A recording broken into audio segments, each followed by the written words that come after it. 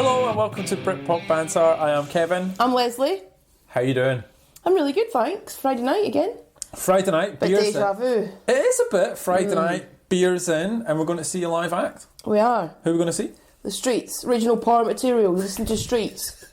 Daniel Ariel. Oh, it's going to be interesting, actually. I'm not. Dry your eyes, mate. I'm not the biggest. Blinded by the lights. I'm just here for the beer. So a night out. It'll be fun. Okay, I have zero expectations for this gig. Just to hang out. Are you going to wear that t-shirt? No. I'm going to get changed. I got a nice t-shirt, No, but I should do the collar up, and I'd Got fit it right in. up, collar up, cat and red stripe, hoodie. I'd fit in. Aye. Cigarette. Very similar to the Carl Faulkner gig, which we'll get into in a second. All right, so we are at episode 29. We're at number 23. Supergrass, in it for the money. I can't wait to talk about this album. Me too. It's a great, great album. Because I've made some nice notes. Oh my God, look at that. Whoa! Wow. Yeah. We're getting serious now because we're getting into the top 20. Les busts out the highlighter and some neatly written notes. Wow. All right, so we're on Facebook and Twitter. We're at Britpop Banter. Email us at britpopbanter@gmail.com. Questions, feedback, ratings. If you're digging us, go and leave one, please. Send us your guilty pleasures. And as we go through this, I'm going to ask the listeners for Britpop One Liners. I'm over the segment, which is why I need their help. And finally, all views expressed on this podcast are 100% our own. And while we poke fun at some bands and artists, we appreciate their talent and sacrifice to create these albums. On that, Les, Yes. last week, Cooler Shaker. Oh. People, some of the feedback around that is well funny. People think you're going soft in your old age. No. And if you read my following tweet...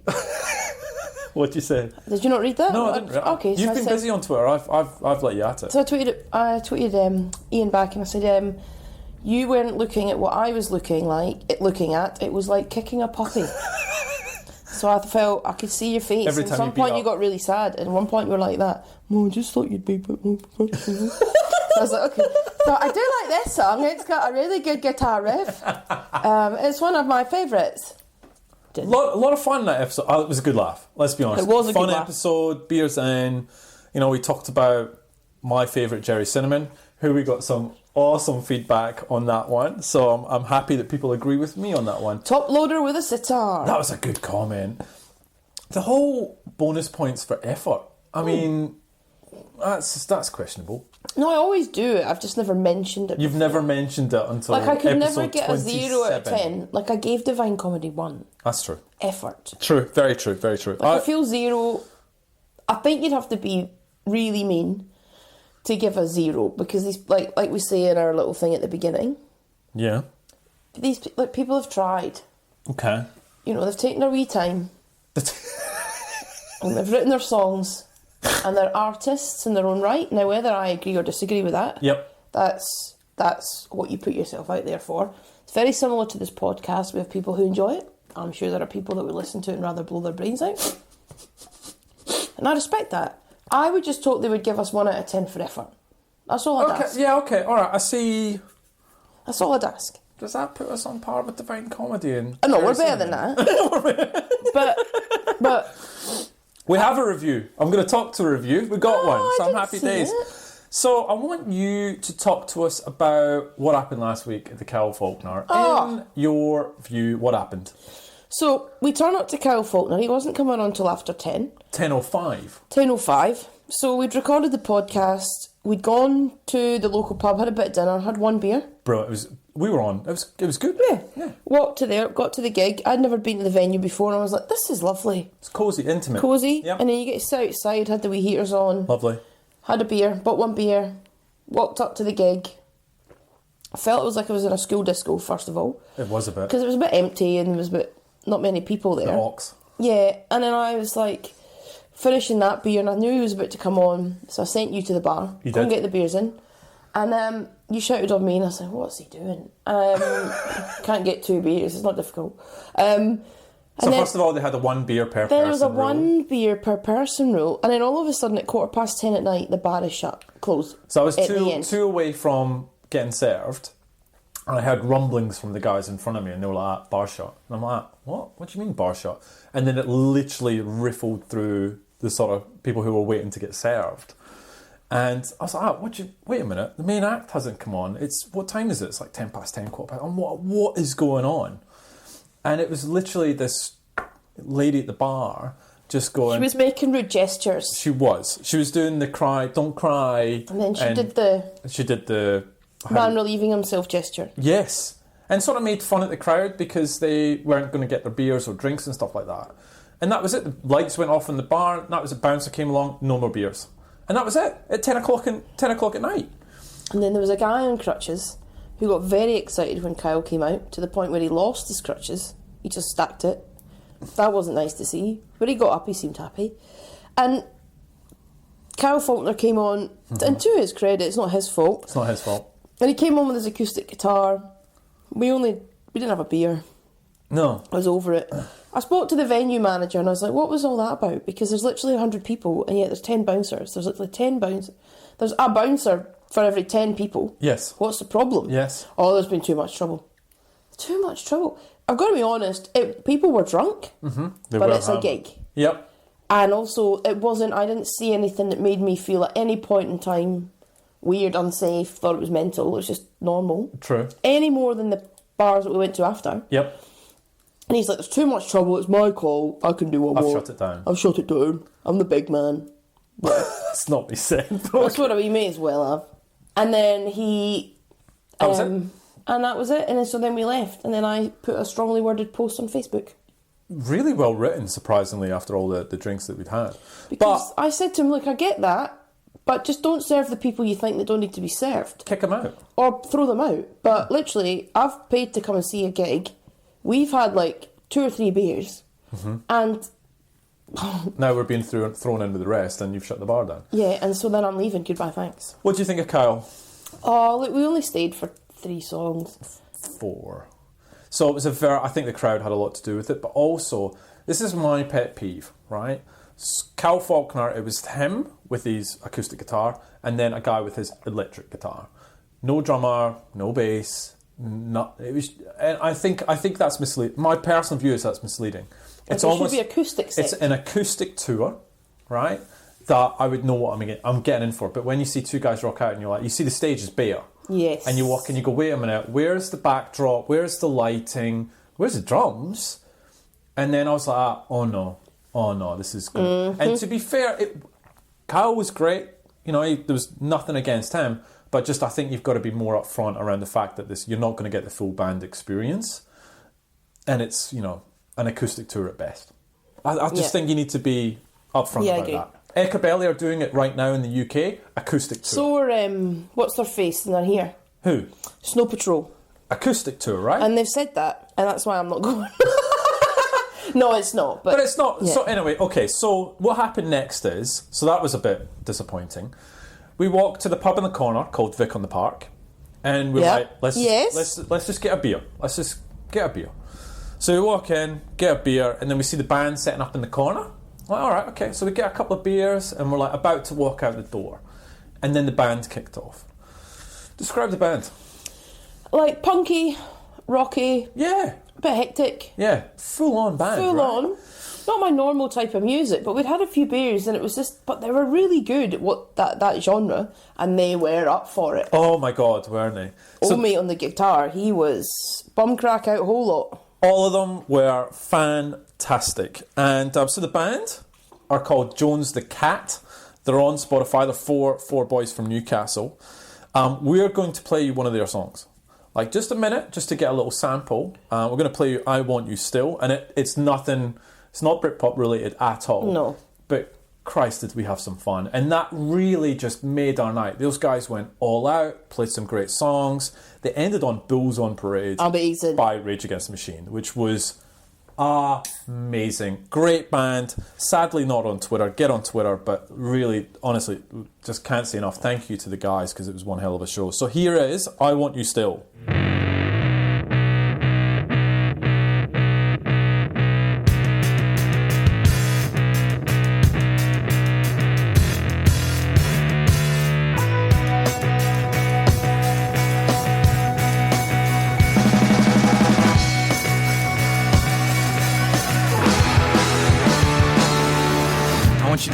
like we're young and you still mean it. Not like we're going through the motions and you just want a quick escape. I want you to kiss me like we still swap saliva. Not just like we're bumping faces in some kind of weird awkward embrace.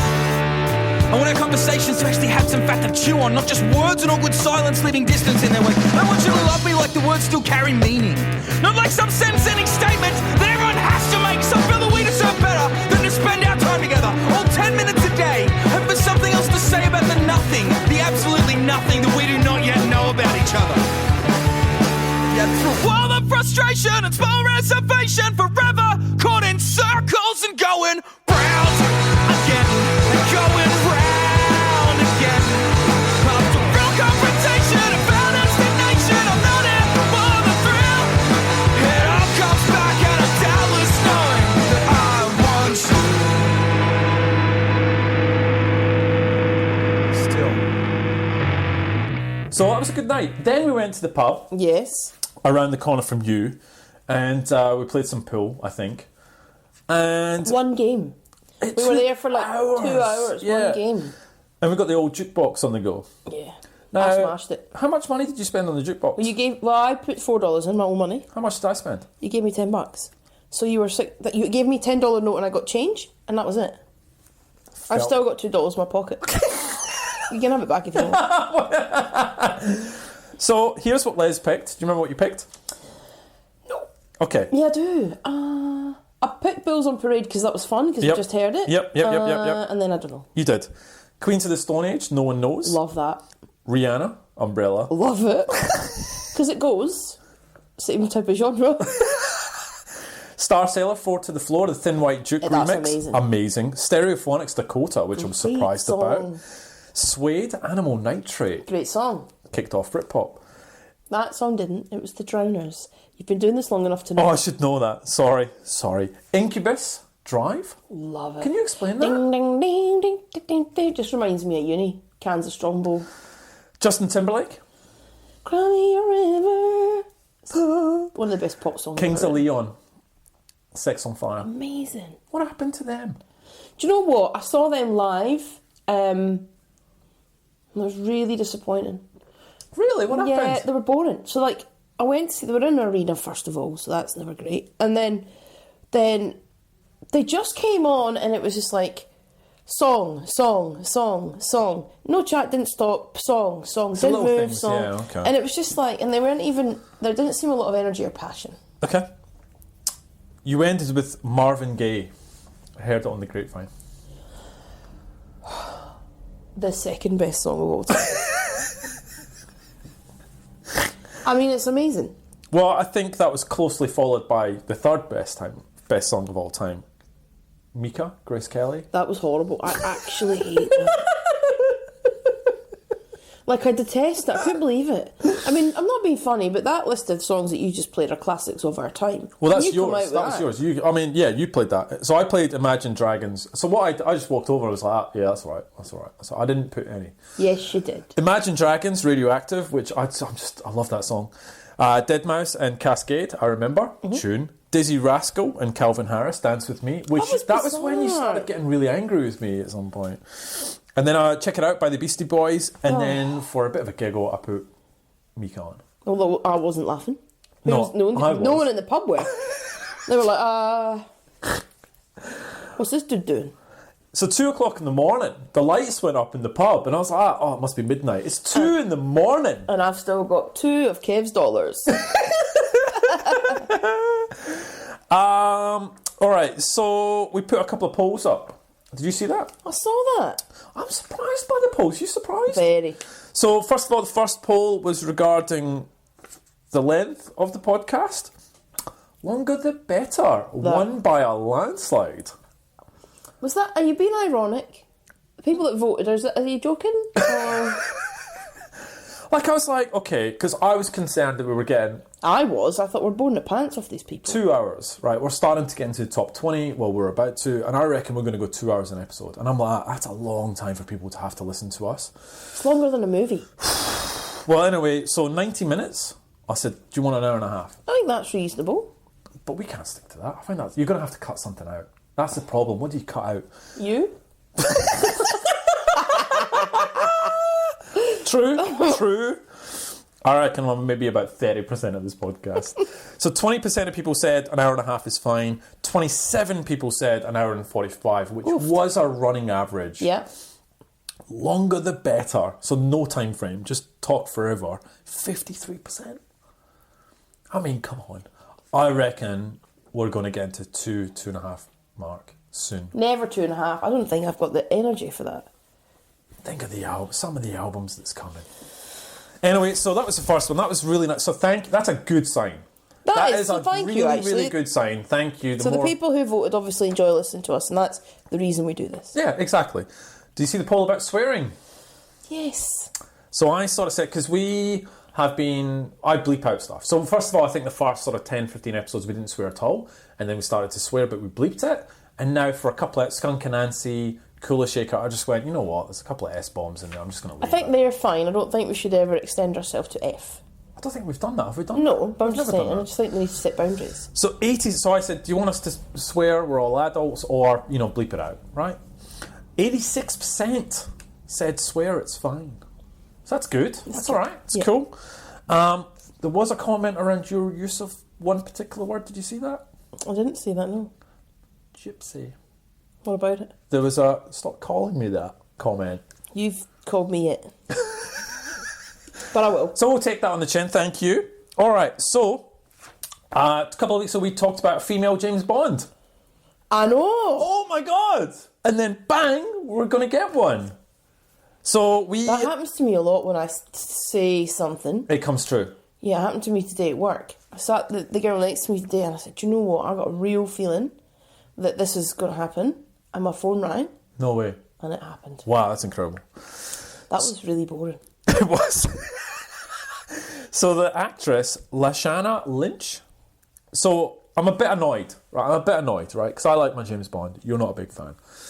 But I might be now. I know the end of this movie now. So Bond 25, which is filming, I now know the very, very end of that movie. How do you know that? Because the flipping Daily Mail reported it. But hold on. Whatever the Daily Mail said, think of the opposite ending, because you'll probably get the truth. I wouldn't wipe my bum with the Daily Mail. So I think what the story is here, they're retiring Daniel Craig, they're retiring the male James Bond persona, and this female is going to take over that 007 name. It's just a name. Every secret agent gets a name, right? It doesn't actually tell me that there's going to be a movie about this person. It just says that that person's going to retire. That would be awesome if there was. Yeah, I'm all for it. Kudos. Let's change it up. Anyway, It's like Ocean's 8. Did you watch that? I loved it. Did you really? And I know, IMDb, I bet it gets 5. I just out of my own interest. Do you know what? I watched it on a plane and I feel that I get... No. Do you ever think that you watch a movie on the plane, and I don't know if it's because you're that high up, but things are more emotional? Oh, I cry on the plane all the time. Weird. I think it's a thing. I think I watched the Upside with like Kevin Hart or whatever it is, where the guy from Breaking Bad is in the wheelchair. And I was like, at the end of the movie, I was in tears, like just crying. Yeah. And I'm like, all the lights come on the plane and everyone's moving about and I'm like, just bawling. Wow. Well, 6.2 out of 10. See, I normally wouldn't watch it, but I was on a plane. And I love a good old rom-com on a plane. I don't want anything. So I don't want to think. I just want to watch something I'm going to enjoy and feel better. I watch things on planes I would never watch. I watched this other movie the other day. You know Melissa, what's her face? Oh, yes. She's always in those funny films. And she's done this one about going back to uni, and she goes back to uni because her daughter's there. It's called I don't know what it's called. Okay. It's the worst film you've ever seen in your life. I loved it on a plane. You loved it, though? On a plane. It's like, she is the female equivalent of Rob Schneider, Adam Sandler's mate. Yeah. She's in every movie. Anyway, let's keep moving. So we charted. Did you see where we charted? What the hell are we doing? Paraguay. We charted in So I thought, is our mate Tim on his honeymoon still? So I messaged him like, Tim, this you still travelling about? He's like, that's not me, mate. What? Paraguay. Well, thank you, Paraguay. Thank you, Paraguay. We got a review. Oofed. The name is called Banter. #Banter. 4 out of 5. I was very sceptical about what this was going to be like from the name and summary. Fair enough. Maybe we need to redo our summary. However, this is a really good, fun, easy to listen trip down memory lane. It's like a well thought out version of the drunken ramblings I had in my late teens uni days. Oh, and we just do it for the public. Well thought out. It's decent, isn't it? Take a few episodes to bed down the format, but now flows naturally. I disagree with the order, but that's exactly the point. Cheers, Guy. So that's from Indie Timmy in the UK. Thank you. That's exactly what we're doing this for, right? That's exactly, we argue. That's just the way we are, and that's what makes it fun. Shall we get into the Rolling Stones? You ready? Like the band? Well, the top 100 artists of all time. You ready? We started with The Police at number 70. And you went off on your weird one about Stalker song. Am I right or am I right? You're right. Yep. So number 70 was The Police. Number 69, Jackie Wilson. Oh. Go on. No. Oh, you're going to have a... Because I hate when this happens to me. That song he was famous for. I can't. Your love is lifting me high. I hate when I get mental blank. I Get the Sweetest Feeling and Reet Petite. Reet Petite, that was the one I was trying to... Reet Petite? Yes, that was it. I don't know that song. Yeah, you do. Okay. Anyway, so it's like, who's this guy, right? Because this is quite... Anyway, I don't know. So, this is from the quote. So, Rolling Stone. He seemed destined for such greatness, and yet his life ended up playing itself out like some cheap B-grade film noir. There was violence. A crazed woman once shot him, as well as tax problems, drugs, divorce, and mob associations that made demands he couldn't refuse. While performing at the Latin Casino in Cherry Hill, New Jersey, he had a massive coronary and hit his head hard as he fell. At the hospital, he lapsed into a coma. He remained in that state for 8 years as the people around fought over his estate before he died in 1984. It's tragic. Yeah, tragic, right? Number 68, The Temptations. Oh. See, I love Motown. You've really got to get into Motown. I think you need to. I'll tell you what I'll do. I'll make a Motown playlist on Spotify and I'll share it with you. Oh, lovely! I'll do that this weekend. That'd be very nice of you. Thank you. I'll do that. Number 67, Cream. My dad really liked Cream. I remember he had one of the records. Not for you? Nah. Okay. Number 66, this is for you, Al Green. Oh, he's now a reverend. He's now the Reverend Al Green. Oh, okay. Okay, all right. Just sing me a song. What's his most famous one? Why I always get my blank? Because straight into the beers. Number 65, The Kinks. Moving on from Al Green, keep going. All right, okay. The Kinks. What do you think of The Kinks? Because I love that Al Green song. It's on the. It's really doing my head, and I hate this because I'll sing it. I tell you what, I'll come back to it because it'll come into my head. I don't know why. Do you know the thing is? You're on the spot. I'm putting you on the spot. You've had no time to think about it. 7 p.m. on a Friday We're night. having a couple of beers. I've had a big week at work. I had a couple of tricky meetings today. I'm hearing excuses. And no, but my head. But I feel like my head's. I actually. You're a bit fuzzy. I do feel like that. There you go. So what was the next thing? So the Kinks. My parents loved the Kinks. They were huge. What? Yeah, they were a massive band and like... What do you mean? But they're very different from the Beatles Well, and not really. Black Box. Well, they're different from Black Box, yeah. All right, number 64, Phil Spector. Oh, he's the fella that's... Love this. Go on. Did he kill someone? What? Allegedly. Allegedly, did he? I don't know. I think it's the wrong story. All No, right. he did. Number 64, Phil Spector. You know anything about Phil Spector? I swear to God. Okay, number 63, Yep. Tina Turner. Oh. No. Not push to the limits. I hate that song. Do you? Don't like it. It's a disco song.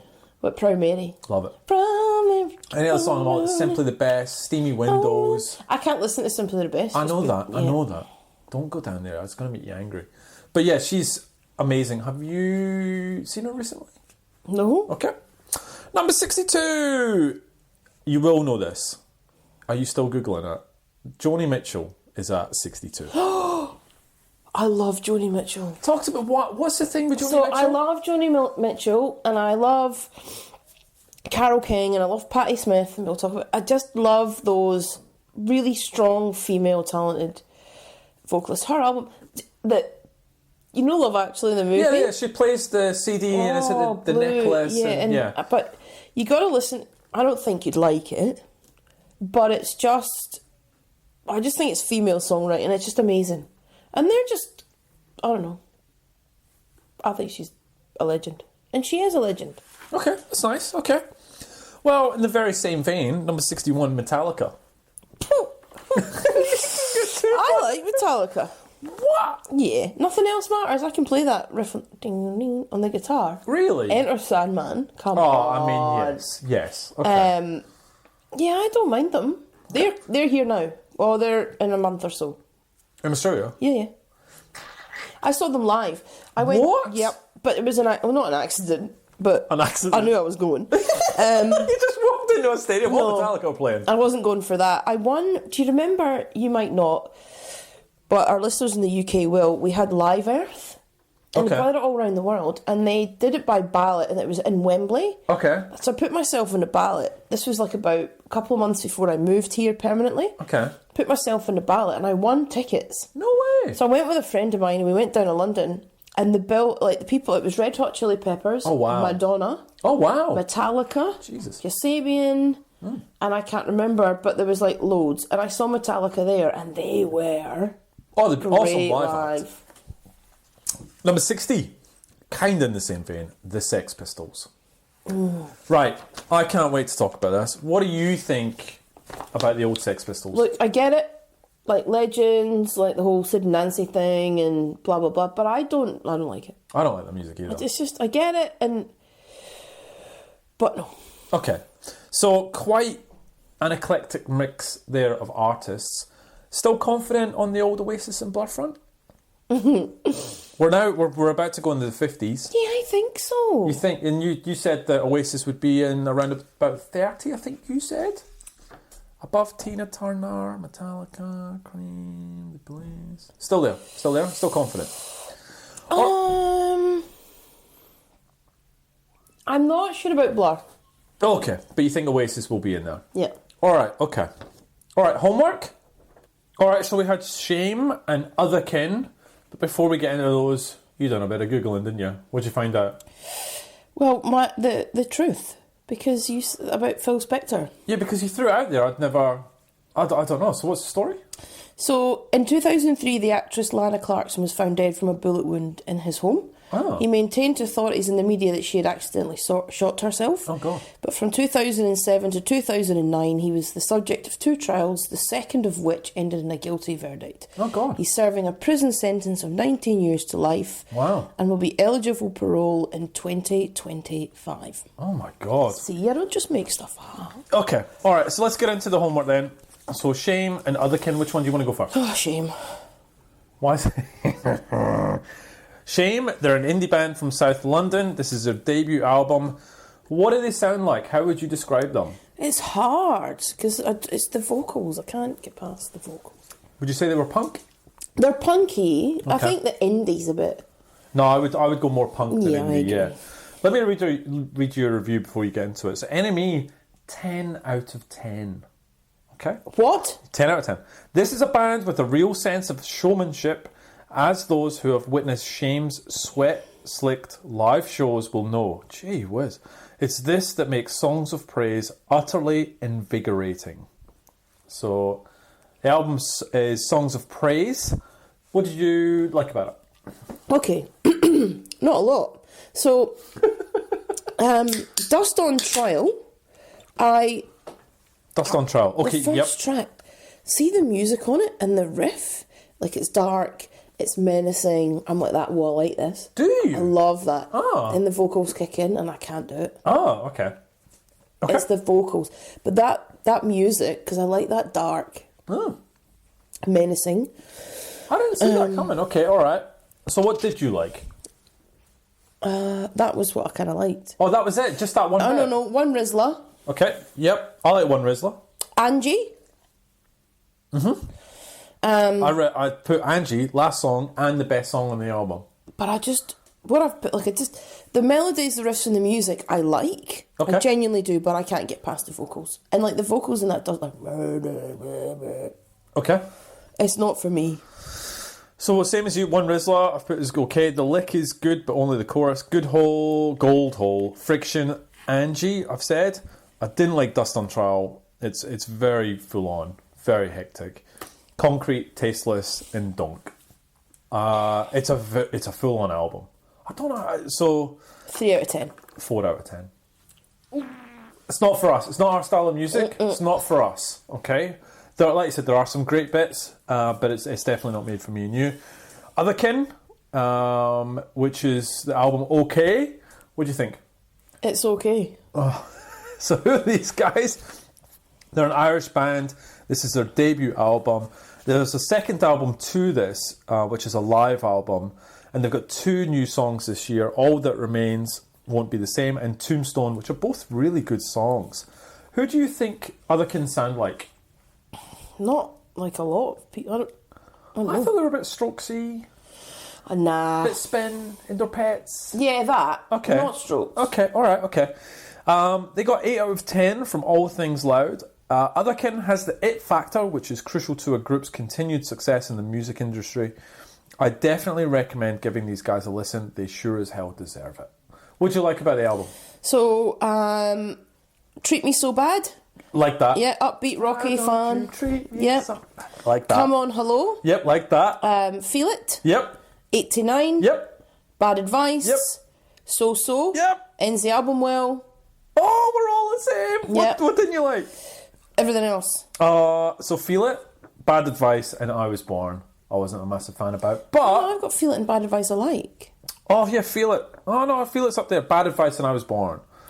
I've said it twice. Okay, so what do you think of the album? Better Than Shame. It's more kind of like rock. It's more upbeat indie type music. Still not amazing for me, but those songs are good. Like Treat Me So Bad's a great song. I'd go back to that. Really And So I really loved that. I thought that really ended the album. Okay. Look, it's a fun upbeat album. 5.5 out of 10. Okay. I'll see you. I'll raise you half a point. 6 out of 10. Okay. Not bad. Not a bad album, actually. Really enjoyed it at some point. Very productive when I was listening to it.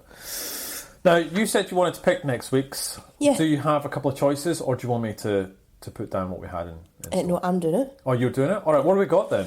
Red Rum Club Oh, I don't have those. Who are they? with the album Matador. Scouse band. Oh, Scouts. Like them. You love the Scouses. So I feel like I do. So, Okay, yeah, okay. indie band. How'd you find out about this band then? That's what I do, Kev. It's not what you do. I do it. How did you Give find away out my about secret, it? I'm not telling you. Quick Google, probably. Next. Didn't Google it. Okay, Red Rum. I've got a way of now. I've figured it out. Anyway. And Red Rum so Red Rum Club. Club. And now the next band, White Room, with the album 8. White Room is on my list, way down the list, but they're Brighton-based band. okay. Not a bad album. Oh, Only giving it one listen, but okay. Can you remind me? Because I'll forget. Okay, cool. I do want you to listen to, it's not homework, but I do want you to listen to the Marabou Stay album, because I went to see them live on Wednesday did, at the you Opera did. House, You- and you might have seen my post, I but did. that's the best, I think it's the best gig I've been to this year. They were awesome. Holly Walker, who's the singer, she's kind of like a guest singer, she does her own stuff. Cracking voice. Okay.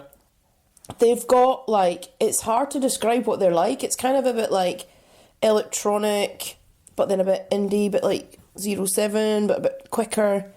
Like, they've got a couple of other really strong tracks Sasha has remixed, and I've put them on a couple of my mixes, so they've got that vibe. Okay. Then other couple of songs like Nervous Tick, the one I posted, Yeah. is a bit more poppy. Okay. So you had a guy on like keyboards, he's got a drum machine, he's got like, you can tell he's got Ableton, but you've got a guy on guitar, a guy on drums. Then they had a 4-string quartet. No way. I didn't Like see that in your 4-piece string. video. Yeah, Oh, it's okay. at the other side. Okay. Then the vocalists. Okay.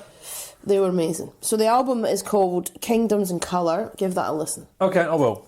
Just remind me, because Yeah. you'll have to remind me about all my homework this week. Shall we get into the guilty pleasure? Play the jingle.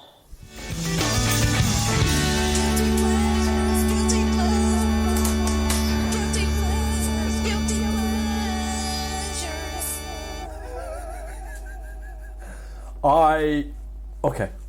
Love this album. Love it. Are you kidding? Oh, dude, I seriously love this album. This has been the worst guilty pleasure so far. Really? But of all the stuff you've had to listen, this is. I knew this was a big hitter. I knew you would hate this. Hate it.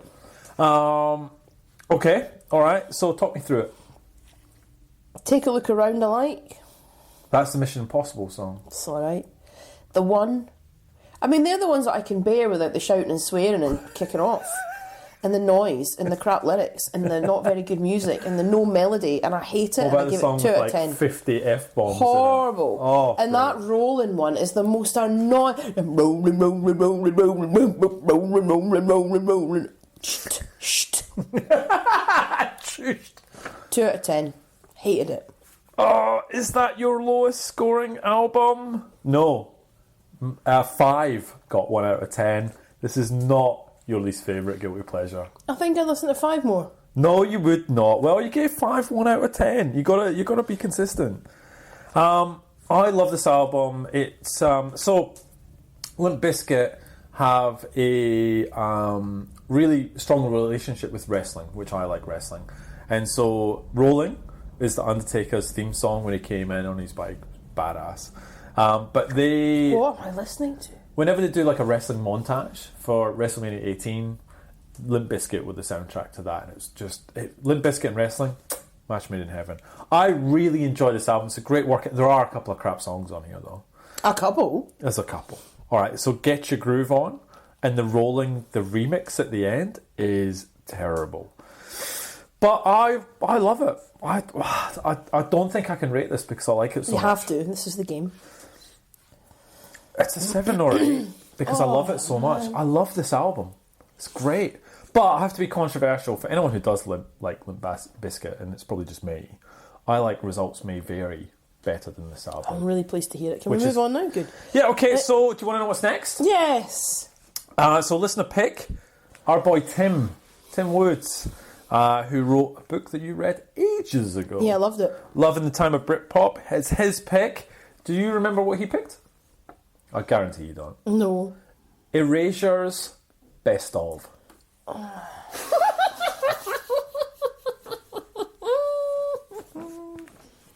What's your thoughts on Erasure?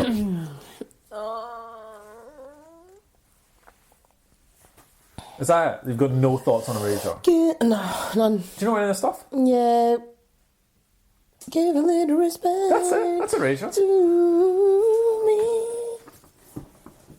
So you're not happy with that? Not happy with your boy Tim? Alright, okay, let's Well, move. I might be. I might be pleasantly surprised. It's a bit of a jump from Limp Bizkit to Erasure, isn't it? Oh no, I reckon I'm going to enjoy Erasure more than Guilty. Like, Limp Bizkit? 100%. How can you forget the name of that awesome band? Horrible. I'm looking at my notes. So can I tell you, so why I like Limp Bizkit, just quickly, and I won't delve too much into it, but that and Linkin Park are very angsty albums. And when you're going through something, there's a lot of lyrics. The song My Way, oof, that resonated with me, and brilliant song. What do you think of My Way? We didn't talk about that. Do you not like that song? No. Right, moving on. Britpop One Liners. Britpop One Liners. Put a bit of junk on. That'll be funny. And I've changed it. I was getting tired with Britpop. I don't know if you were. Because I put you on the spot, you put me on the spot. Yeah, it's no good. one has time No, to it's think because you about kept putting your foot in it, that's why.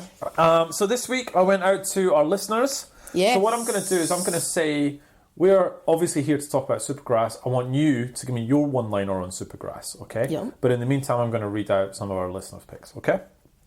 So, my one-liner, consistently awesome band that I can pick up any album and enjoy, okay? Aisha, good band, made in Oxford. Angela, much more than alright, 6 cracking albums. Matt, everyone's second favourite band. Matthew, one outstanding record, great singles band. Oliver, underrated and some of the best classic pop tunes ever. Richard III is awesome. Aid, hairy. That's a good point. Paul, Caught by the Fuzz is an all-time classic. Martin, criminally underrated band. I Should, Coco and In It for the Money are sublime. Graham, a band I'd like to see reunite. Tim, one of the few Britpop bands that got better with age. Colin really impressed me at Tea in the Park 95, but lost their way after the second album. Chris, the sound of my youth, energy in summertime. That's nice. Lovely, Energy in summertime. Lovely, isn't it? Who wrote that? Chris, Soundtrack Chris, Podcast. that's So bang on. what's your one-liner? For Supergrass? Yeah. Energy in summertime. No, you can't steal his. Oh. Because I'm trying to think, this is reinvigorating my kind of like fun, energetic, easy to listen to, like the fun band of Britpop. They are. Okay, all right, not too serious, fun. Okay, like it. Fun band of Britpop. So let's get into it then. Number 23, Supergrass, In It For The Money. The album cover is the photo of them busking, and it was released on the 21st of April 1997. This is a second album. Les, the previous album was I Shoot Coco in 1995, which got to number 1. All right, what followed it? Supergrass, which went to number 3. The label was Parlophone, recorded at the Sawmill Studio. The producers were Supergrass themselves and John Cornfield.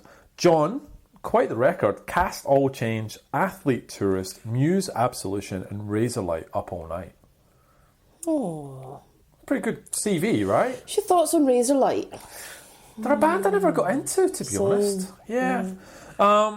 Tracks is 12, 43 minutes long. The chart, this went to number 2. Oh, Okay? wow. Literally. So if you look at, I said Supergrass went to number 3. So literally they went 1, 2, 3 with the 3 albums in a row. How long was it in the charts? 37 weeks. Leslie, are you ready for albums, not singles? Because I don't want you to shout at me again. Yes, you did that right. I didn't like that. Okay. Threw me off. Number 10 is the same number 10 as last week. Do you remember?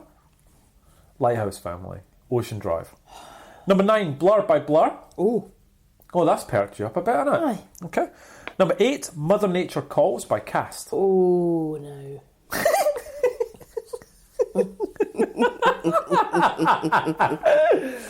Okay, alright, okay.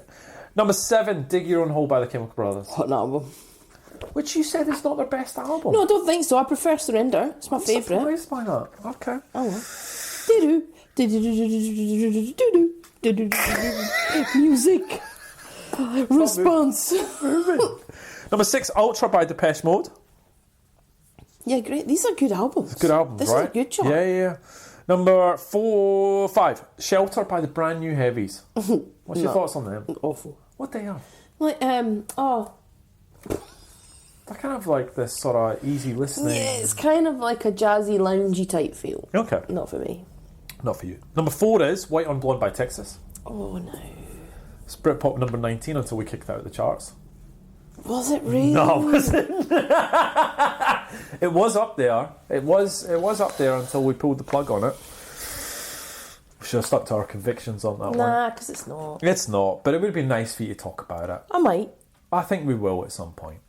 Number 3, Spice by the Spice Girls.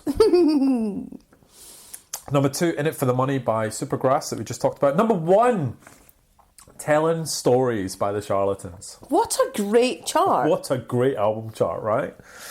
Ready for the singles? Yep. It's not so good. It never is. Number 10, Hypnotised by the Notorious B.I.G.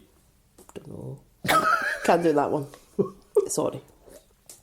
Number 9, Don't Leave Me by Blackstreet. Nah. I don't know that. They did No Diggity, that's all I know. Yeah, number 9 though. Number 8, Your Boy, Old Before I Die, Robbie Williams. I can't I hope I'm old before I die. Number 7, Drop Dead Gorgeous by Republica. Republica! Republica. Should we have talked about Republica? I don't know that song. Do you remember that song? Yeah, because he dropped dead gorgeous. That's what it goes like. Sounds like Baby Bird. Number 6, You Might Need Somebody by Shola Anna. You might need somebody. I only know that because you sing You it. might need somebody to love. Number 5, Bellissima, DJ Quicksilver. Is that Bellissima? I don't know. I think so. Love Full by the Cardigans at number 4. Love me, say that you love me. Fool me, so Lovely. wanna fool me. Number 3, Body Shaken by 911. 911, is that meant then? Remember, that's one of my Oh yeah, that's right. You would saw them at first. I don't know what that goes like. Number 2, I Believe I Can Fly by R. Kelly. How's that going? How's that going, R. Kelly? Well, let me see you fly out your prison cell. Because that's where you're going. Every week there's new charges. Every week it's just getting worse Dirty and worse. bastard. Actually, I'll let it go. I'm not bleeping anymore. Dirty bastard. You ready for the next one? Number 1, Blood on the Dance Floor by Michael Jackson. It's a good song.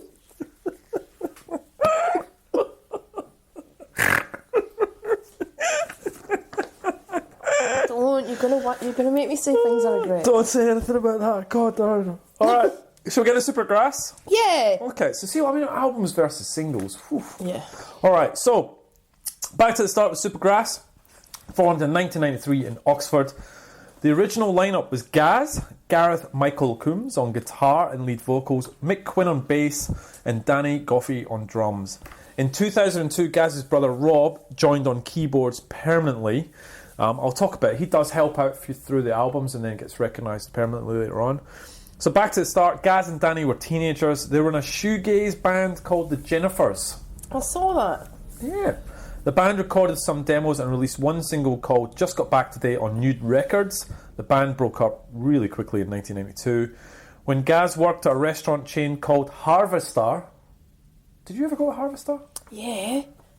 So did you. Where was Harvestar? It's like a chain of pubs. There's like one Is it like up a the little road from chef? your house now in No. I know where that is. like Broxden. Oh, God. Aye. Okay, didn't know that. All right. It's always the little something. The little this, the Little little chef. feather, the little bird, the little Ah, something. okay. It's always, scampi and peas, that kind of thing. Scampi's a very Scottish thing, isn't it? What is Scampi? Because I order. So for years, I don't know why I'm telling these stories. So for years, because I didn't really like, I love fish now, but I didn't really like fish or seafood growing up. Didn't really want it. Yeah. So my mum would give me scampi. Loved it, because like the wee bread is scampi, but would tell it me prawns? it was What chicken. is it? Is it- what is like it? a wee seafood. Yeah, It's like a wee beastie. prawn. It's a wee Like, beastie, yeah. innit? We see beastie. Yeah, and then so for years I'd get that as a kid, and then I didn't think about it. And then I went to a restaurant once, or pub or something, and my mate ordered scampi, and I said, I thought you didn't like seafood.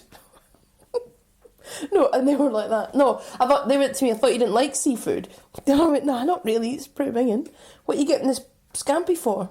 What do you mean? I didn't know that. It was chicken. You thought Scampi was chicken? I didn't know what it was. For a little while there. When was this? When you were 26? Maybe. 5? No, I was younger. Look at there. I love how you threw out minging on the podcast as well. Did I? I don't think we've talked about that word before.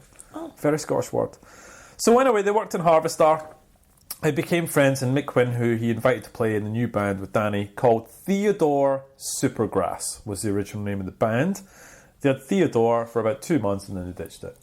Fair play. Fair play, right? Yes, I agree. The only Theodore I know is in the Chipmunks.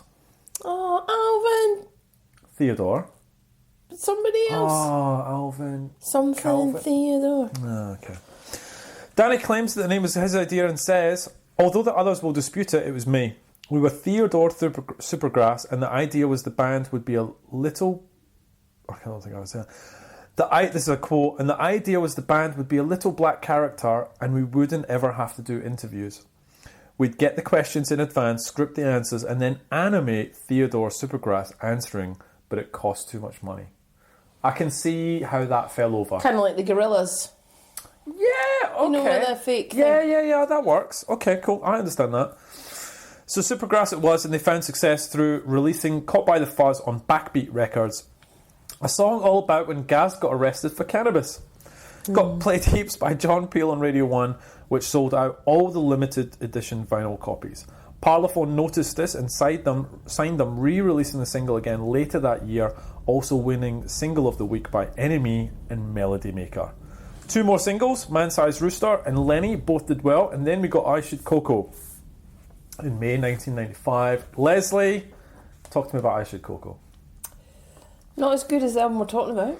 And I know that's controversial, but I don't enjoy it as much.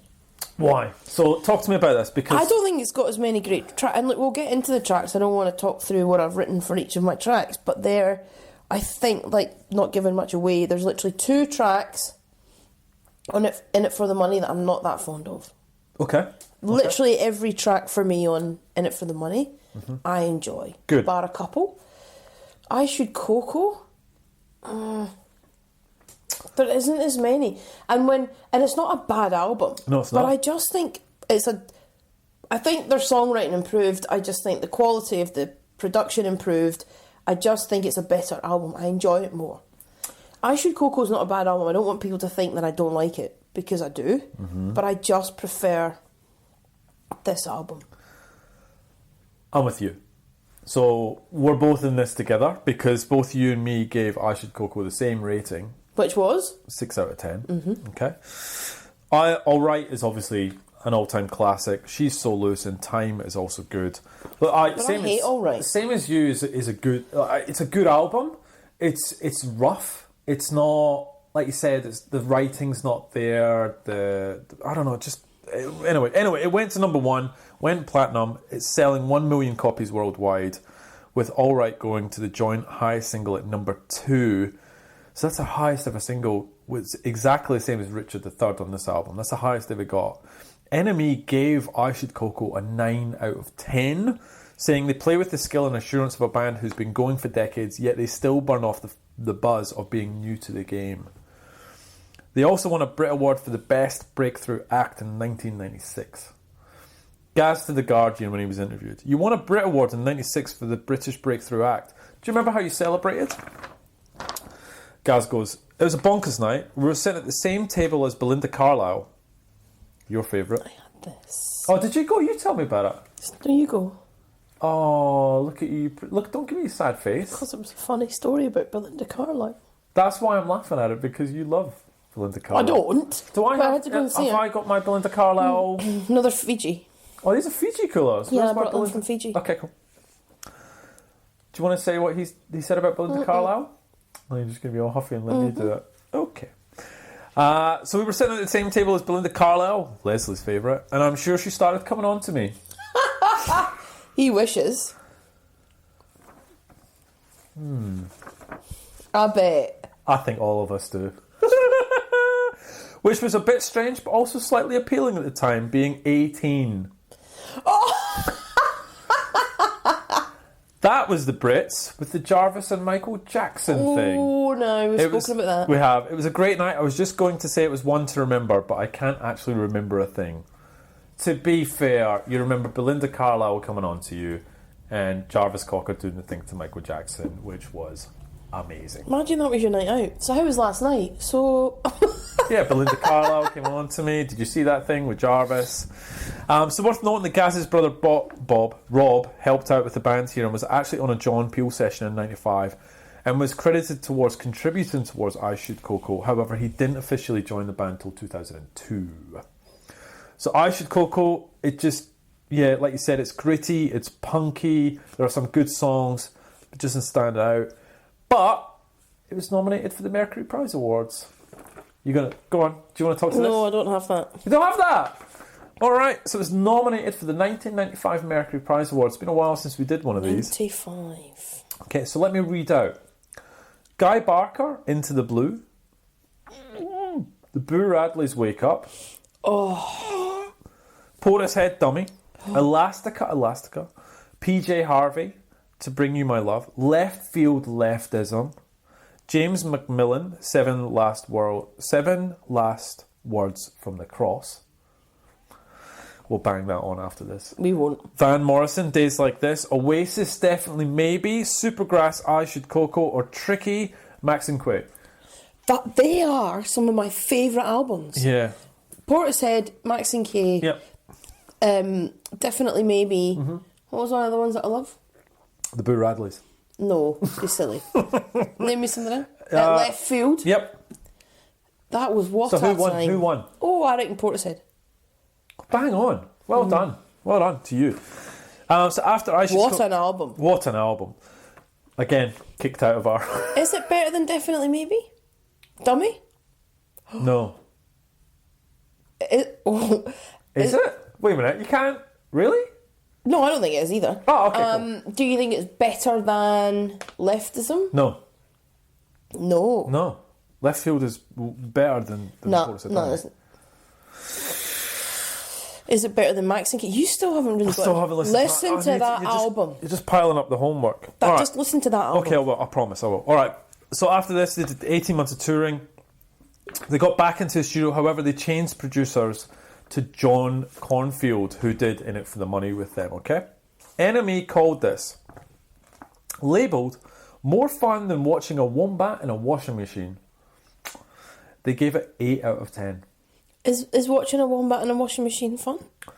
Because that's kind of saddened me. NME, I tell ya. Because that's cruel. Q gave it 5 out of 5. No, I can't You're let not letting that go? No, I need to discuss it. Because what is that? Are they being ironic? What do they mean? I'm guessing it's trying to be humorous. Animal cruelty is never humorous. I just want that to be put. Put on the record. Yeah. Okay, cool. I agree. I'm the vegetarian. Q gave it 5 out of 5. I give the cow a cuddle first. Q gave it 5 out of 5. While so many bands are making albums to flummox their fans or to confront their public perception, Supergrass have sneaked up on the blind side with A Rubber Soul, an album to be played every day in any circumstances, joyfully and infectiously on in all departments. In It For The Money will simply be adored by everyone who hears it. Oh, I agree. I have to say, this album I can whack on anytime. Me too. There is one thing on this album, and we'll get to it, one thing that I don't like. I can't stand. See if maybe you can pick it's the same as mine. Is it? Or maybe it is. All right, we'll get into it.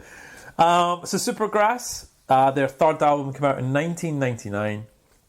You like this a bit better than I should, Coco. I give it a 7, you give it a 6.5.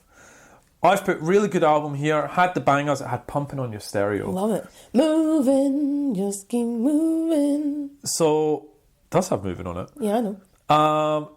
Jim Henson's Creature Shop did the video to Pumping on Your Stereo. Do you remember that? Oh, did they? Did you ever see the Can video? you feel it pumping? They're all the big on giant Yeah, I puppets. know, but I didn't actually know And that is one of my favourite videos of all time. It's just so happy, so brilliant. That's what I'm saying. That was why my one-liner is like, Supergrass are just a fun, happy band. They are. Yeah, okay. I can't wait to get your opinions on Gaz Kum's solo work then. I can't wait. Anyway, so, I actually really like the third album. I know people sort of have I really like it. So All Music gave it 3 out of 5. The third album is simply a collection of moments, some spectacular and some average.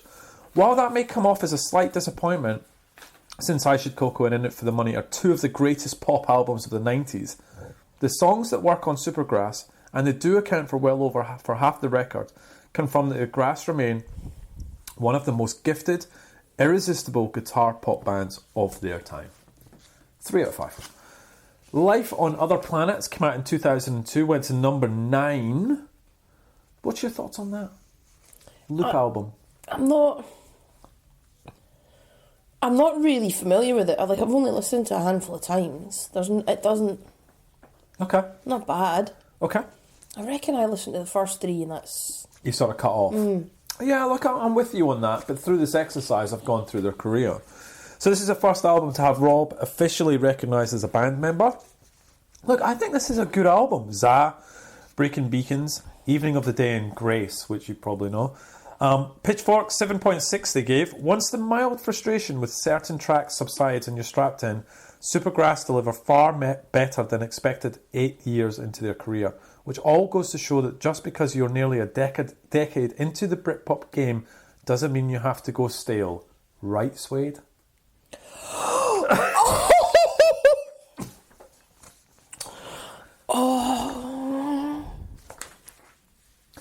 Yep, I saw that. I'm like, cut paste. Then we got the best of. Supergrass is 10 in 2004. It got to number 4. You listen to much of their best of? I have to go. It's one of my favourite best ofs. It's a great best of. Oh, good. I'm glad. It's a great best of. I didn't know they had a 2 CD sort of version. Actually, they have a 2 DVD version of it. One is all the music videos, and the second one is a documentary about them called Home Movie, which I need to get my hands on. After this, Road to Ruin. I can't wait to hear your thoughts on this album. Did you listen to it? Yes. Okay, come on. Tell me. So this was 2005. Mm-hmm. So let me give you the background to this. It went to number 9. Recorded in France, hence the title, and also a tribute to Road to Ruin by the Ramones. Lots of stuff going on in this time frame. I'm hoping you can talk to me about this. If not, I'm happy to take it. Okay. So talk to me about the Road to Ruin. So, wasn't massively familiar with it. No. So you asked me to go away and do that. I did. I'm keen to... I think you might be surprised. What do you think I thought? Okay, here's my thoughts. I think you were surprised that it was Supergrass. I think it's... I'm basically telling you what my opinion of it is, right? It's very different. It's very mature. I think it's an excellent album. It's very mature, very different, but it's unique. I think it's great. Okay. I really liked it. Yay! I didn't... Very different, right? But I didn't have high hopes, so I feel like I came in with a low bar. Okay. Well, I didn't, because I thought... One of the Britpop One Liners is the fact that they were one of the best... The Britpop band that gets better as they age. Oh. I think one of the that you read earlier. Yeah, okay. And normally, it kind of gets worse. So then I had that expectation. Okay. Because I'm at your 4 or 5 albums in. Well, here we go. Britpop's done. It's going to be a bit... How are you going to adapt? Yes. So I went in with a low bar, I'm going to be honest. Okay. And it took a couple of tracks to get into it. Okay. And it took a couple of listens. I would do. But I was really surprised, and I want to give it more... It hooks you, doesn't it? Yeah, because to be honest with you, I've only listened to it for the last couple of days. Okay. And I want to hear it more. Yeah. Like, I actually want to go back to it, and I'm surprised. I'm genuinely surprised, and so it's actually quite exciting. Oh, see, that's I know great. it genuinely is. Okay, so there's a lot going on for Supergrass around this time. Did you read about what was going on with the band in terms of the news? No. Okay, lots going on. So, starting with an alleged wife swap story between Danny and Pearl Lowe, who was in the band Powder, to Jude Law and Sadie Frost. Oofed. So apparently it went absolutely mental in the news, but it was never confirmed and they never spoke about it. So it's totally just rumours, but it went mental. At the time, Gaz and Rob's mum passed away as well. So they basically went, we're out, and basically just disappeared, left the UK, went to France to record this album, isolated themselves to make it. And I think that comes across in the album, like the sound of it. So I think it's an excellent album. I think it's great. It's an album that I found kind of by accident. It's one of the you sort of think the Supergrass were kind of done. Yes. And then I went, hold on, put that album on. I'm like, holy cow, this is a fantastic album. And that's why I didn't have high hopes for it. I've got to be honest. Yeah. Fantastic album. Did you know the little 2-minute like sort of Mexican fiesta kind of song? It's called Coffee in the Pot. Yeah. It makes me so happy.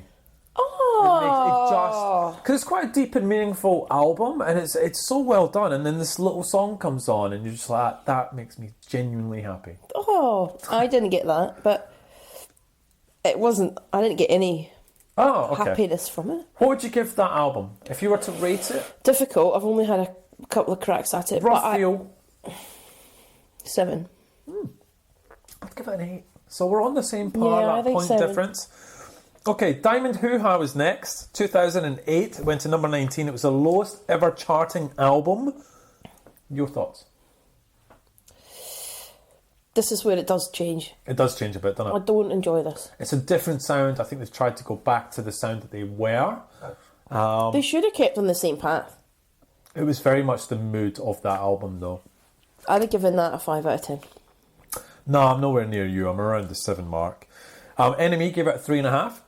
Overall, it's a brash, shiny, confident record, careering along on a second wind, or as one jaunty number puts it, the return of inspiration. The Grass have bounced back, and it's definitely worth making a hoo-ha over. Hoo-ha! The first time I listened to it, I went, oh, and then I went back and again.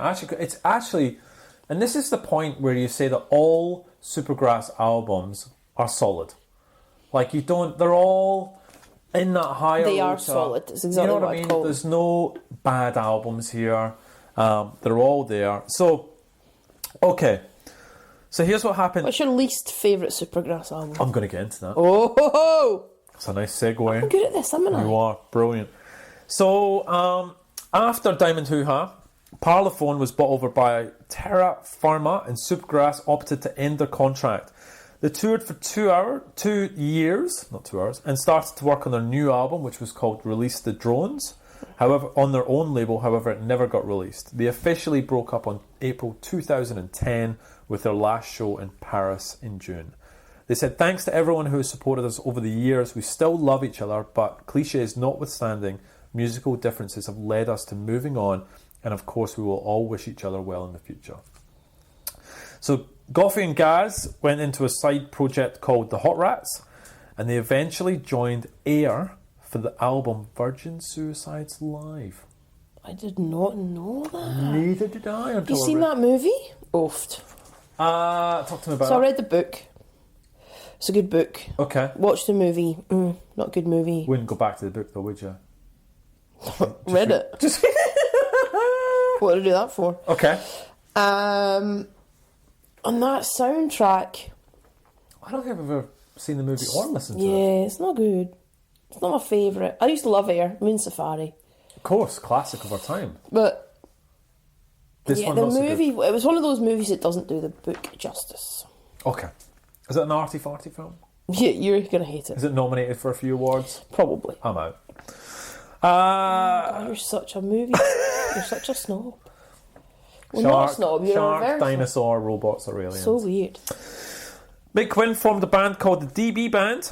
Can I just stop? I just need to tell you about a movie. Green Book. Have you seen that? Oh no, I haven't. I want to see that. Oh. I do. It's amazing. So obviously after our big night on Saturday, It's Oscar nominated as well. I watched it. It won it. Obviously a bit rough on Sunday. That was our night Yeah. out last week. Got it. So I was emotional. You know when you get that, you're a bit emotional because you're What's a hungover. sad movie? It's not sad. It's kind of, Uplifting. yeah. Okay, cool. It is one of the best movies I've seen in such a long time. And yes, it won an Oscar, but it doesn't matter because you will love it. I reckon you'll love it. I'll cry a lot. 100% you'll cry. Yeah, I know. All right. So the DB Band, they toured but no album. Gaz has done a lot. He has. All right, 3 solo albums. I tasked you with listening to these.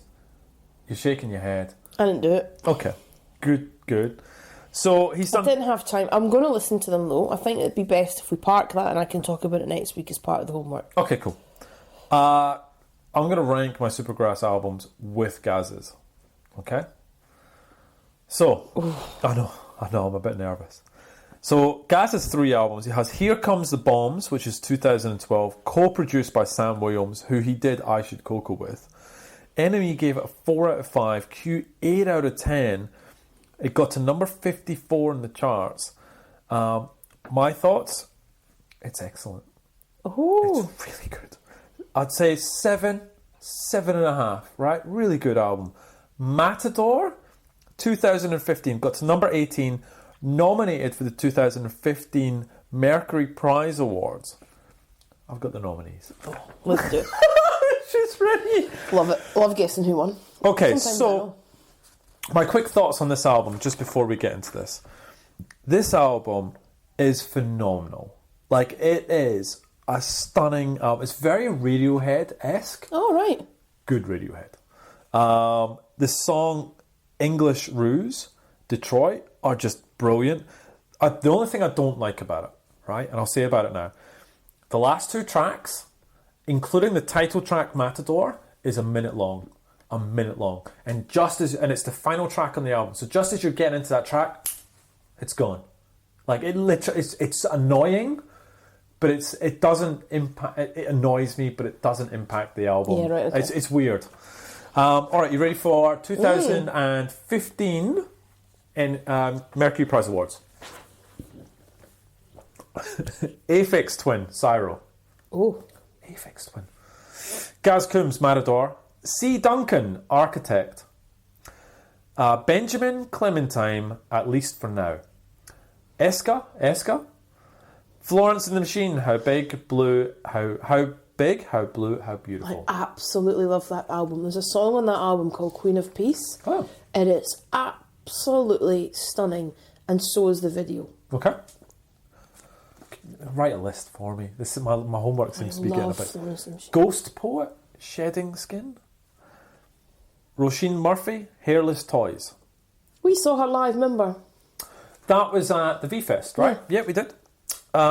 Slaves, Are You Satisfied? Soak, Before We Forget How to Dream. Wolf Alice, My Life is Cool. And Jamie XX in Colour. Who won? Jamie XX. Wrong. Benjamin Clementine, At Least for Now. I might like that. Right, Benjamin Clementine, At Least for Now. Because remember the last time I bought a random album and it won it? Loved it. Remember? Yeah, I remember. Anthony and the Johnsons. Trying to get rid of that. Right. Number 3. So his third album, he just released last year, The World's Strongest Man.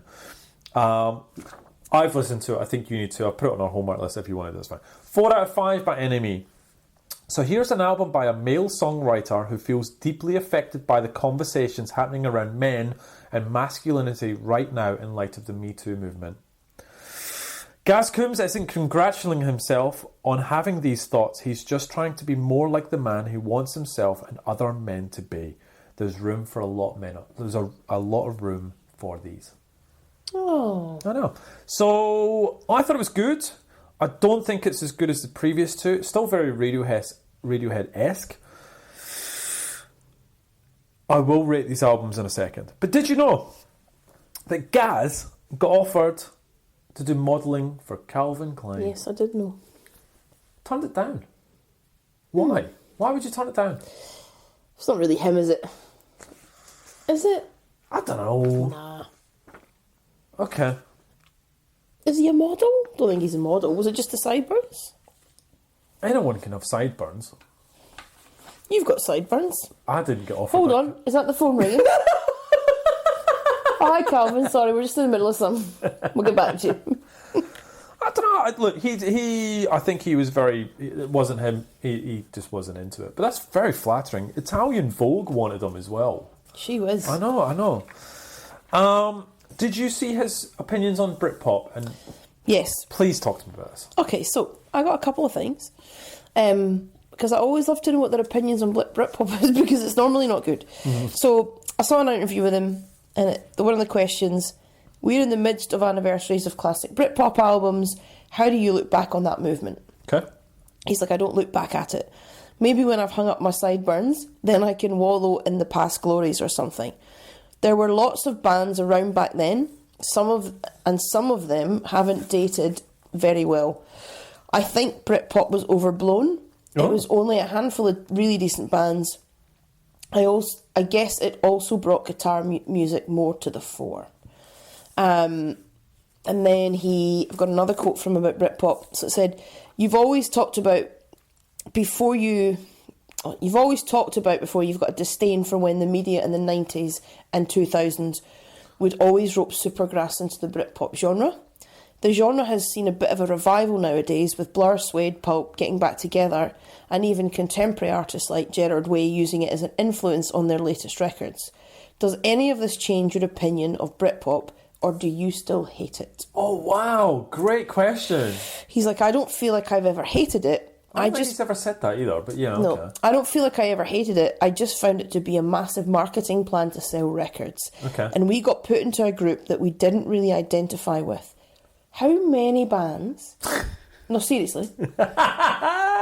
All say that. They do. I don't identify with it. Well, you were, because there's a genre and you were in it. But Yeah. anyway. Yeah. Looking back, it was definitely a bit overblown, but a few bands did come out of it. There's a follow-up question. I thought this was interesting because it's probably something we haven't covered. I mean, we did a little bit with like Noel's reaction to Lewis Capaldi, but it's not Britpop. How do those artists feel about music now? as in like what did Yeah, okay. Yep, and yep, so yep. he got asked and he said a big critique of the music coming out of the UK nowadays is that it's very highly concentrated and the quality has become a bit watered down. Do you feel that way about today's music, either with your contemporaries from when you started out in the 90s or bands coming out this decade? Do you think that British music is still exciting today, or do you agree with the critics?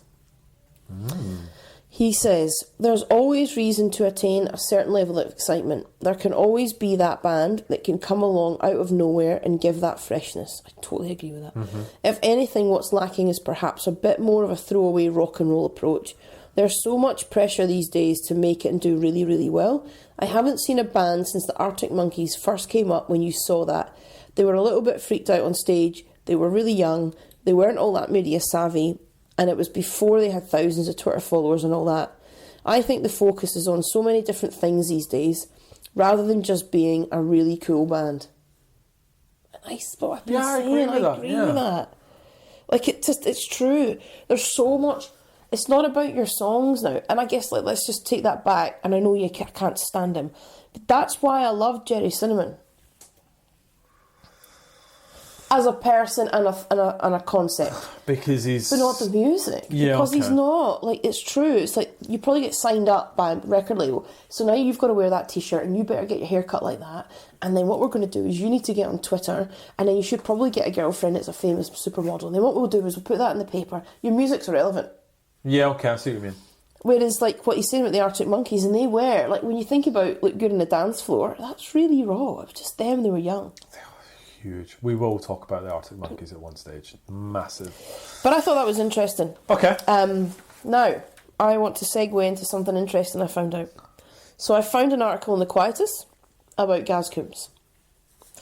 And he talked around his favourite albums. Now, this is interesting because I don't think you'd pick any of these albums. No. So these are his top 15 favourite albums. Okay, go. Number 1, Holland by the Beach Boys. And he said the Beach Boys have had a huge influence on Supergrass, and I can see it with You the can fun. kind of see that with some of their melodies. Yeah. Yeah, okay. Yeah, I get that. Number 2, a band called Midlake, The Trials of Van Occupanther. No idea what that is. Number 3, Grizzly Bear with the album Shields. Okay, yep. Number 4, George Ben with Africa Brazil. Oh, Number 5, Neil Young and On the Beach. okay. Number 6, Patti Smith and Horses. Oh, I just spoke about that. I love that album. Okay. 7, Iggy Pop and New Values. Okay. Number 8, Television, Marquee Moon. Okay. Number 9, The Talking Heads, Remain in Light. Oh, yeah, okay. Number 10, David Bowie, The Man Who Sold the World. Right. Great album.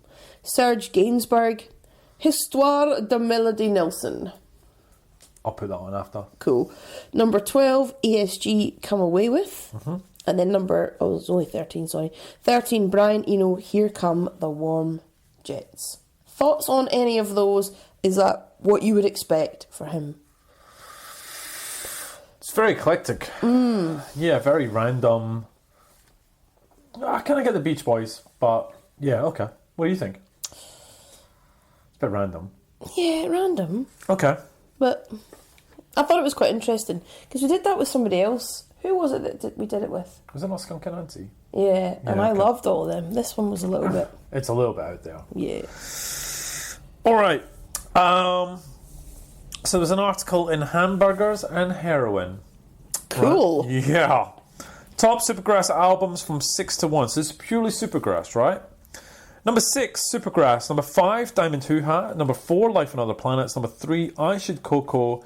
Number 2, In It for the Money. Number 1, Road to Rouen. So That's controversial. big time, because Supergrass is last. But you've got Road to Ruin. I Should Coco's middle of the pack, right? What's last? Supergrass. Wow. Yeah, last. Diamond Hoo Ha is number 5. So I went, okay, challenge accepted. okay. Here we go, pal, here we go. Anyway, so I was like, you know what, I'm even going to chuck in Gaz's solo albums. Oh, right. Right? Look, the one thing I'll say is that this can change on any day. It really, because they're all good You're so albums. fickle. They're all good albums though, right? Have some convictions. Hashtag conventions. All right, number 9, in my opinion, Diamond Hoo-Ha. It's a good album. I'm with you. Number 8, World's Strongest Man, Gaz's last album. Number 7, I Should Coco. Number 6, Here Comes the Bombs, his first album. Number 5, Life on Other Planets. Number 4, Supergrass. Number 3, Road to Rouen. Number 2, Matador. Number 1, In It for the Money. Woohoo! But I tell you what, Matador is I need to something. listen to Matador. It's something special. It really is a good album. Shall we get into the singles? What else you got? You got anything else? Should we get into the songs? No, I think we've rambled on enough. Enough. Well, we could talk as long as we want. Longer the better. So singles. All of the videos were done by Dom and Nick. They did Oasis, Do You Know What I Mean video. And it's also Nick, is drummer Danny Goff's brother. Right? Okay, so it's all in the family. So Going Out went to number 5, released on the 9th of March 96. 9th of March. What day is that, Kev? Special day. Dod day. Filmed on the bandstand in Battersea Park. The band play live in winter, so they're all rugged up. It's quite cute. There's a dig at the newspapers with Gaz reading one with the headline, Supergrass Eat Roast Dinners. Because that was about the time of that whole wife swap thing, so they were in the newspapers all the time. Richard III went to number 2 on the 12th of April 97. Great song. They're in the dark basement. Mick tries to escape, gets pulled back in. Water hits the plug, it gets all electric, and then it basically resets time. He tries to escape again. It's like this revolving thing where he tries to get out. Sun Hits the Sky, number 10, went to number 10 on the 21st of June 97. The band play in a desert as the sun sets. It's a beautiful video. It's really nice. The videos are all really good. Late in the Day went to number 18 on the 18th of October 97. Did you see the video I posted today? Black and white with the band on pogos going around London. That's an awesome video. Yeah. That's so much fun. It's very, very cool. Shall we get into the tracks? Yes! I'm excited by this. In It for the Money. And hold before, and you're not going to be a complete pain in the arse about what we play, not play, because there's a lot to play. Look, you know what? I've had a couple of beers. You tell me what you want to play. I'll make it happen. Yes. Yes. Because I'm worried there's going to be a couple of surprises for you about what I really love in this album. Really? And I think you're probably not going to play them. So you are now, but you maybe weren't going to play them. You better give me your pen, because I'm going to have to write this bloody down then.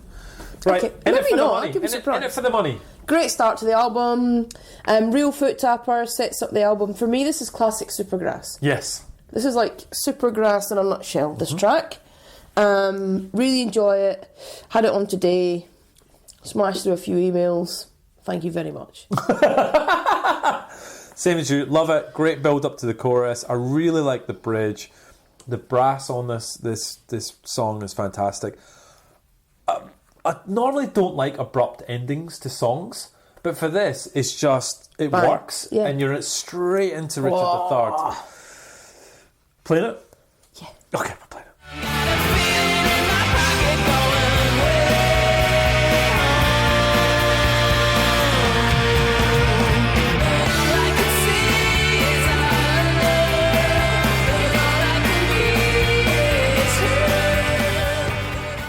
Richard III. Love this track. Uplifting, rocky. I think this is like Britpop at its best. This is Britpop and indie music at its best. Oh, wow, okay. This is just a cracking... Who doesn't like this song? Okay. This is probably like Supergrass at their best. Okay. And if you're a Supergrass fan, I just assume that you would love this track. Okay. I've put It's a Belter. It's about everything here is just brilliant. Great guitar work, vocals. Try not tapping your feet to this. The guitar solo at the 2-minute mark is just, it's fantastic. I know you want to try and get away, but it's the hardest thing you'll ever know. I just, and this is the thing, I friggin' love this album. It's so much fun. Let's play it.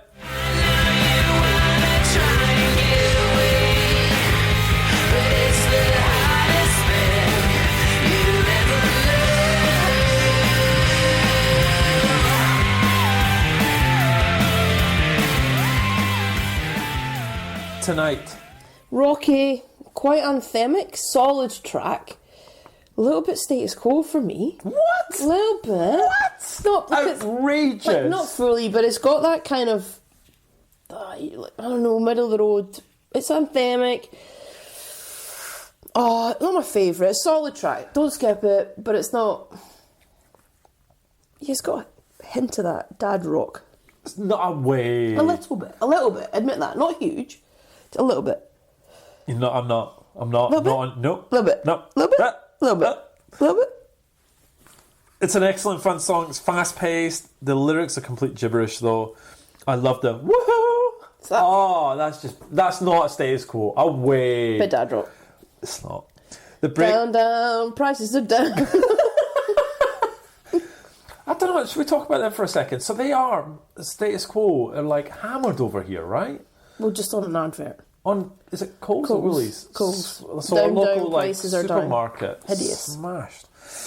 I love the woohoo. I love the 2-minute mark with the trumpet and the build up. I really like this song. I don't think it's dad rock at all. I still like to. Oh look, I don't think it's fully dad rock. It's just got a hint of that. It's got a little bit of that. I know. Just a little bit. Okay. Tonight. I want to play this. Cool. I've edited it. I'm doing it.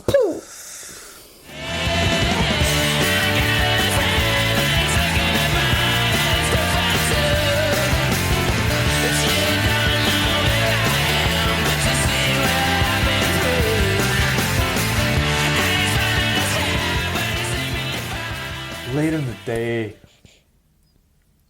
Why have you got it? If you say anything bad about the song... No, it's because I'm getting teary because I love it so much. Oh, really? Love it. Acoustic guitar, Supergrass in top form. His vocals on this track, I think that's him at his best. Okay. Vocally. Yep, okay.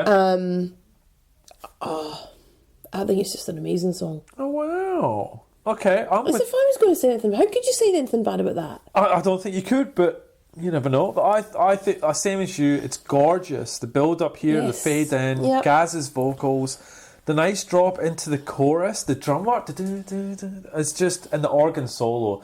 The organ on this album is phenomenal. Love it, playing it.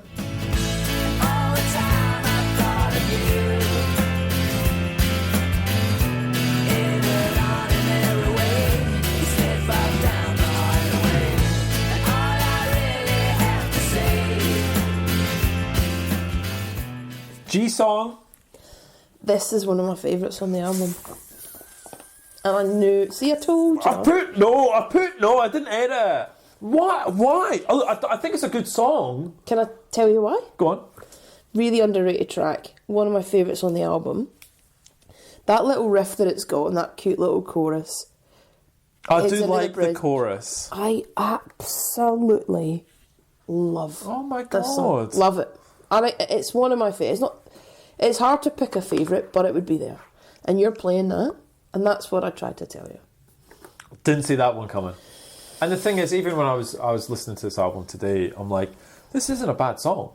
It's just I'm pretty much playing the whole album. It's a good song. It's not as strong as the previous 4. I disagree. It's better than Tonight. Way better. It's one of the best on the album. And I've got 1, 2, 3, 4.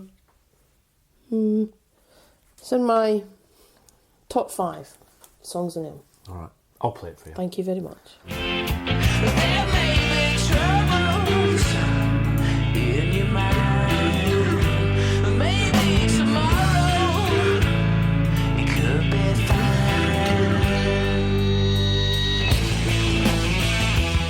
fine. Sun Hits the Sky. Whoa!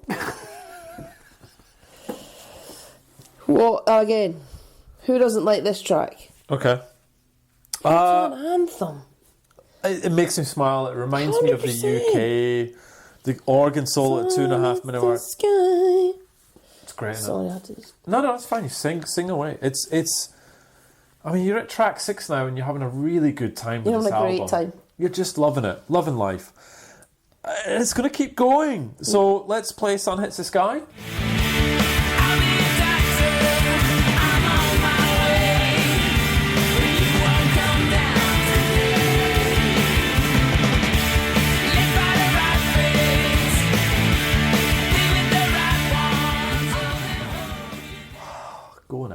Controversial. No. It's a skipper. It is no. I don't like it. What? Okay, that really, If you want to go out, boo, boo, boo, boo, boo. really If upsets you want me. to go, skip. I don't. I'm not a fan. Okay, now you're really upsetting I'm me. sorry.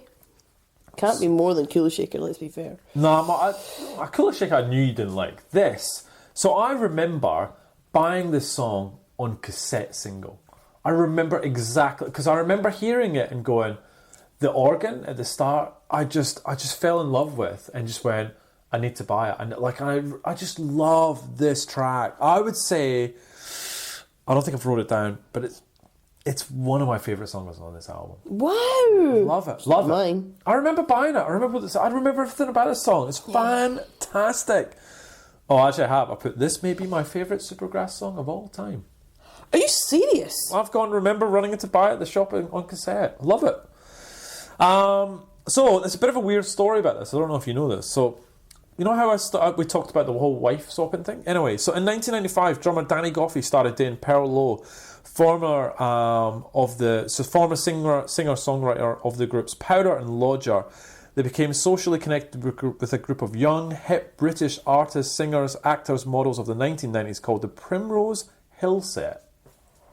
Yeah, Primrose Hill Set, Jude Law, City for... And then it was like, what's her face? Sienna Miller. Like, there was lots of... Yeah, it was that whole kind of London type. They said it was, like here, whoever wrote this, vaguely equivalent to the US Brat Pack of the 1980s. Yeah. So when Gaz Coombs wrote the lyrics for the song, Goffey accused him of basing it on him and Lowe's experiences, and it created some tension at the time. I love this song. I'm playing it. I mean, that's up to you. Yeah, it is. But I don't like it. If you want to play home, if you want to play home, freedom from the pain was all you got to do is come. Yeah. It's Not Me.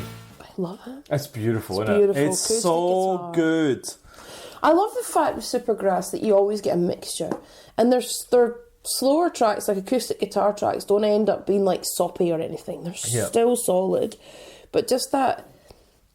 Their acoustic guitar is one of my favourite noises, if that's a thing, if you could call it Jerry that. Cinnamon is a noise, you are correct. No, the acoustic guitar is just one of those things that just always send me into a trance. Like, I just love it. Oh, it's just beautiful. so And I just think this is a stunning track.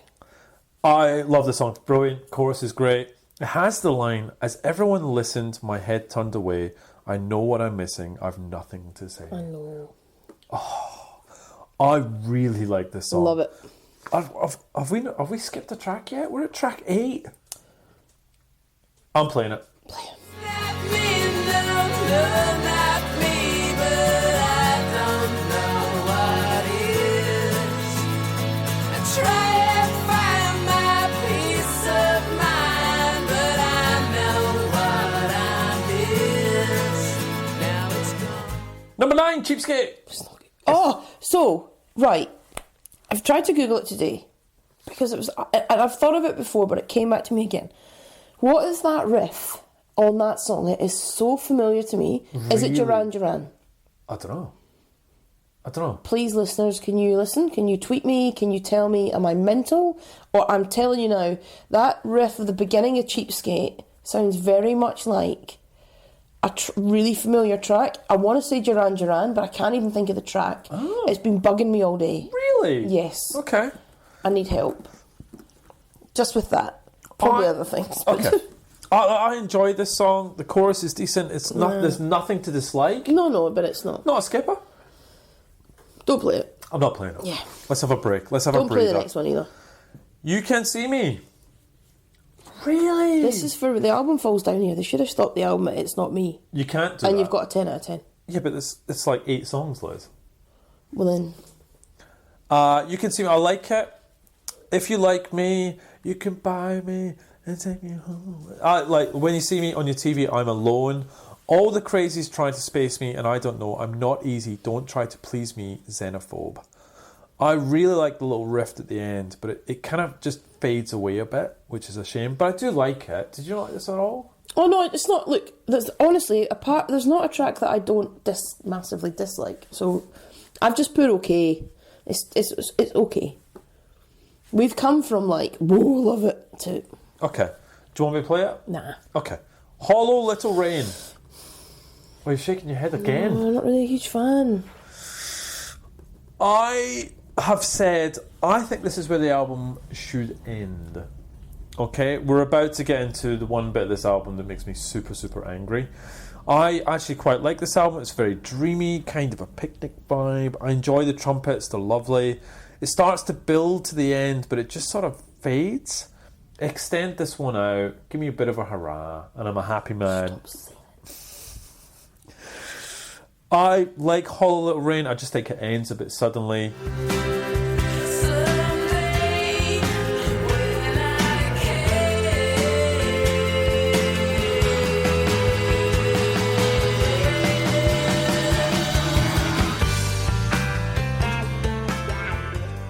And then you're into the final song, which Sometimes I Make You Sad. Can you please read out what I've said about that song? Sure. Whoa. I hate this song. I can't stand I this song. hate this. That's hectic. I can't stand I it. don't hate it. It's very Beatlesque. I can't stand it. That's probably why you hate it. Can't stand it. Oh, I can't wait. It's just not a good song. It's got that Beatlesque vibe to it. Late Really? Beatles. I think it does. So the only use I've of put not a great ending. so the only use of percussion in this song is a cymbal. The drum noise were instead simulated by members of the band making grunting noises. They were then put on a loop. The guitar solo was written during the recording of In It For The Money. It was recorded at half speed, then sped up to achieve the mandolin-like sound. I just don't know. It doesn't feel part of the album to me. It just doesn't. I don't like it. I don't like it at all. In fact, it makes me angry when I hear it. Oh dear. Because I get I'm enjoying the journey all the way to the end, and then that hits, and I go, it's just out of place. It's a B-side at best. It doesn't deserve to be there at all. Playing it? I'm playing it because I have to. I have to take it out to the podcast. Yeah. Sad. What do you think about it? That, like, I'm not a fan, but I've put Beatlesque, but crap Beatles. Yeah. It's a really annoying way to end the album. I agree, because it doesn't make sense. It doesn't go, because you've gone, let's just talk about this quickly. So you got In It For The Money, bang, classic Supergrass, Richard III, Britpop anthem, 100%. Tonight, solid track, Late in the Day, stunning, G-song, love it. Sun Hits the Sky, again, boom, classic Supergrass. Going Out is a classic Britpop track. I don't know if I've heard it too many times, or for whatever reason, but it just doesn't resonate with me. Okay. It's Not Me, what a track. Cheapskate's okay, you can but then Sometimes I Make You Sad. I don't know where you fit here. Yeah, I agree. I don't understand that. It feels like You should have been ending this out if you've got tracks like Sun Hits the Sky and Richard III, or you've got, if you flip it, sometimes albums then go like more of their slower, deeper song they end the album on. Well, you've got like It's Not Me. Oh, great song. Or you've got Late in the Day. You've got other tracks that you could have ended this album and It's Not Me. I think you could have gone. I think you're right. You could have gone Richard III, brilliant. Sun Hits the Sky, In It For The Money, I'm up for it, brilliant. Going Out, great. And you end it and It's Not Me, this beautiful acoustic track. I'd have gone, oh, it's like tired, like energy. You've just slowed it down a bit. That's down. Beautiful. That's your come down. And I'm done. I'm done. We agree. 100%. Whoa. We agree on that. All right, let's get into some reviews and get out of here. Negative, Lonely Panda. Sad. Probably lonely for a reason. These guys didn't deserve to go on tour with Radiohead during OK Computer, and they certainly have no right being more popular and respected than Superdrag. Who's Superdrag, Les? I don't know. Well, I listened to them. They're an American indie act, sort of Green Day, Weezer, rubbish. Thrental, 3 out of 5. This is pretty much Britpop by the numbers. Loud, catchy hooks coupled with very passable guitar playing. It's fun to listen to, I guess, but pretty unmemorable. Stand out as Richard III. Positive. Jason Hernandez. Supergrass take it to the next level on their second album. It's a thick shag carpet of rock. Lovely. You can sink deep into this one when it's not beautifully bombastic. It's pretty as a sunset. It's explosive and melodic in a way reminiscent of the Stories Great About Us LP circa the early 70s. If I play this once, I'll be playing it again, especially with the elegantly catchy Hollow Little Rain, with its lovely shambling piano and wah-wah guitar buried towards the end. Now he carries on, I want to read this, right? Britpop in the 90s basically operated on cliché prison rules. In order to prove their mettle and survive, most new bands would pick a fight in the press with an established band. Blur and Oasis were the most targeted behemoths of the bunch, but almost everyone took their lumps. However, I don't remember anyone ever taking public shots at Supergrass. Most everybody in that whole vicious scene seemed to respect them, probably because Supergrass had such a comfortable sense of humour about themselves, which separated them from the pack of young bucks trying desperately to be important. That's fair. You ever remember Supergrass getting in a biff with anyone? Nah. No. Can you ever remember anyone going, oh, I hate Supergrass?